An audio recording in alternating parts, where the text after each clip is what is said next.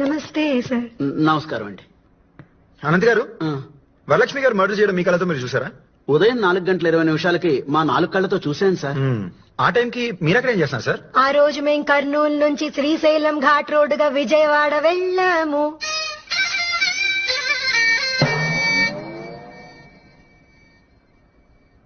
అదేంటమ్మా సాక్ష్యం చెప్పమంటే పాటలు పాడుతున్నావు?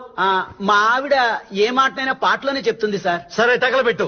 విజయవాడ స్వర్ణ ప్యాలెస్ హోటల్ లో దిగాము. పొద్దున్నే కనకదుర్గమ్మ వారి దర్శనం చేసుకున్నాం. అక్కడ పూజారి గారు హారతి ఇచ్చారు. ఆ తర్వాత మేం ప్రసాదం తిన్నాము. ప్రదక్షిణాలు కూడా చేశాము.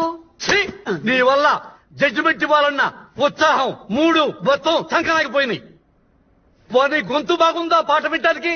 డబ్బాలో రాళ్ళేసినట్టు గెల గెల గెల సౌండ్లు. ఆయన అలాగంటారు, నువ్వు వదలు. మాట్లాడండి. అలా మేం దర్శనం చేసుకున్నాం. కర్నూలుకి రిటర్న్ టికెట్ వేసుకున్నాం. గుంటూరు మీదుగా శ్రీశైలం వయా కర్నూలు వచ్చేసాం. వచ్చాము, చచ్చాము. ఇదిగో అమ్మాయి, నేను అసలే కోపదారి మనిషిని. నశ పెట్టకుండా చెప్పు. చెబుతాను, మీరు కోప్పడకండి, ప్రశాంతంగా వినండి. Very good.